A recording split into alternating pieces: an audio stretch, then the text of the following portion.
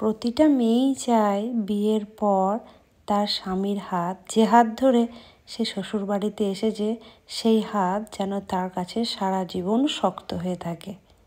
সমস্ত বাধা বিপদ ওঠা নামা সব কিছু যেন একসাথে পার করতে পারে।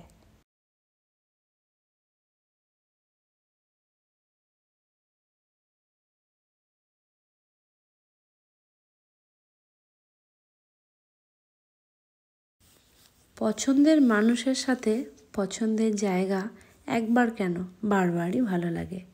সেই উদ্দেশ্যে আজ আবার তোমাদেরকে সাথে নিয়ে চলে এলাম দেউল। এই সেই দেউলের মন্দিরটি। তবে আজ আর এখানে ঢুকবো না, একদম সোজা চলে যাব দেউল পার্কের ভিতরে।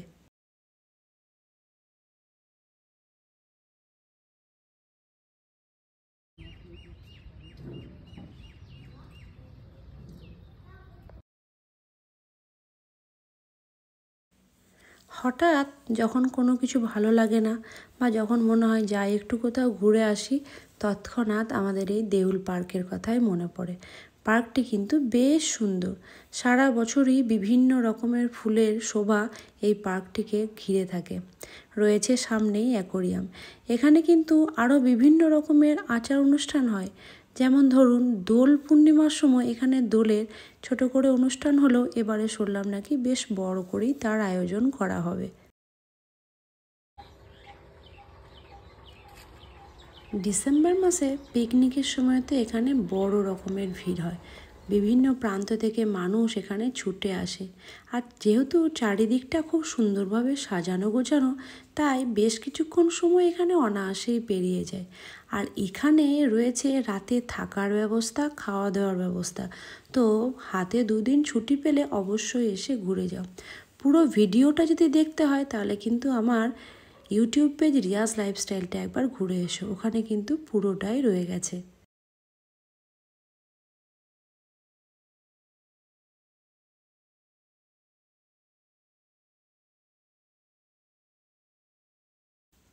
প্রায় 12 বছর বিয়ে হয়েছে, মাঝে মধ্যেই এখানে আসা যাওয়া। তবে এবারে যার জন্য এখানে গিয়েছিলাম, সব থেকে মূল আকর্ষণ ছিল এই চা বাগানটি। সমতলে এরকম চায়ের গাছ দেখাই যায় না। এই প্রথম কাঁকসাতে এরকম চা চাষের বাগান করা হয়েছে। সেটা দেখার জন্যেই বরের সাথে ছুটে চলে গিয়েছিলাম। আমি কিন্তু এই নিয়ে একটা বড় ভিডিও বানিয়েছি, তোমরা ইচ্ছা করলে দেখে নিতে পারো। যাই হোক, তারপর ওখান থেকে আমরা ঘুরে এলাম এই দিকটা। এদিকে এই দেখো, বলছিলাম না যে এখানে অনেক রকমের কটেজ আছে, রাতে থাকার ব্যবস্থা হচ্ছে। এই হচ্ছে সেই কটেজ। 2 দিন অনায়াসে ছুটি পেয়ে হাতে গিয়ে ঘুরে আসতে পারো। সঙ্গে রয়েছে এত সুন্দর ফুলের বাগান, আর তার ডান দিকে রয়েছে বিভিন্ন রকমের রাইড। চলো আগে সেই সব রাইডগুলোকে তোমাদেরকে একটুকু ঘুরিয়ে দেখাই।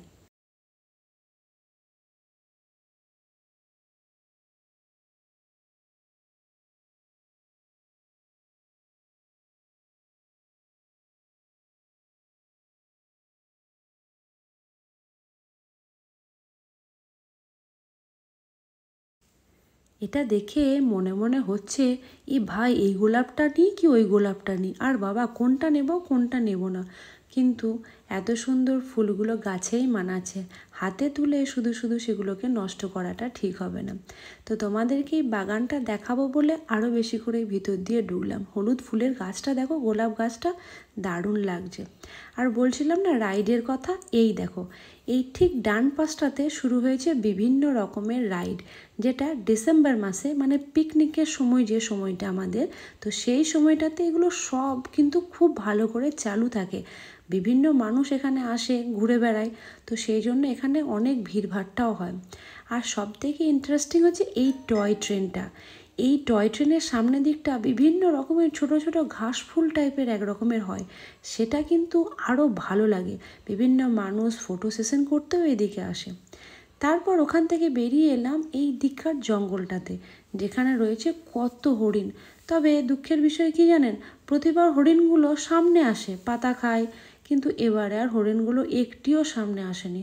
তার কারণ রোদের সময় গেছিলাম তো, ওরা অনেকটা দূরে, ওই দেখুন দেখতে পাচ্ছেন কি, একদম দূরে ওরা দাঁড়িয়ে রয়েছে।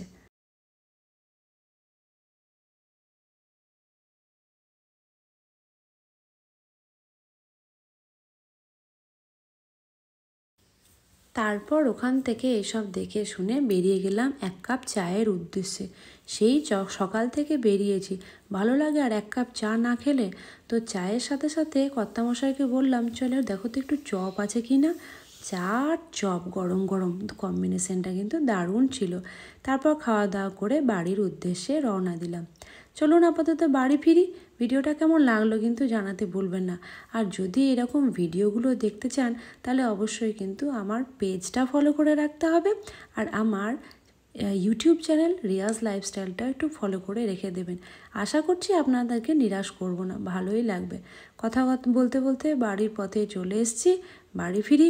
আপনারা সবাই খুব ভালো থাকুন, সুস্থ থাকুন, আর ভিডিওগুলো কেমন লাগছে জানাতে ভুলবেন না। তারপর এখানটায় দেখলাম জঙ্গলের মাঝে একটা সুন্দর রাস্তা তৈরি হচ্ছে নতুন মতো।